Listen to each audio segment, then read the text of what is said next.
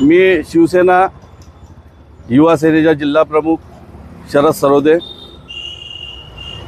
आज इथे जे आम्ही संजय राऊताच्या पुतळ्याचं दहन केलं, तसा तर संजय राऊत म्हणजे रावण जो व्यक्ती होता त्याला 10 तोंड होते, त्याचं कृत्य काय होतं सगळ्यांना माहिती आहे रावणाचं। त्यापेक्षा घाणेरडं कृत्य, रावणापेक्षा घाणेरडं कृत्य संजय राऊताचं आहे। हा 10 तोंडी आहे, हा केव्हा काय बोलेल आणि हा जेव्हा पण बोलते, मी त्यांच्या पक्षातल्या नेत्यांना सांगतो की त्यांच्या संजय राऊत कडून सांभाळून राहा।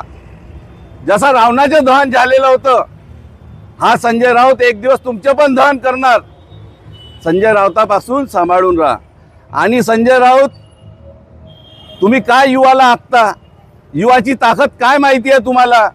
मला असं वाटते सकाळी उठता, पेपरात काय बोलायचं, मीडियात काय बोलायचं तितकं बघता आणि झोपता, तितकंच काम तुम्ही करता।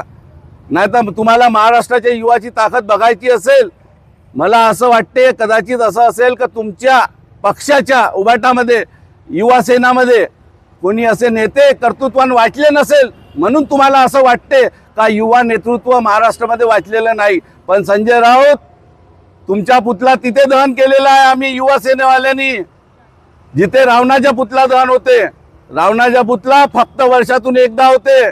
पण संजय राऊत, तुम्ही विचार करा, सुधारले नाही तर तुमच्या दररोज पुतळा दहन करण्याची ताकद नागपूर महाराष्ट्रातला हर युवा ठेवतो।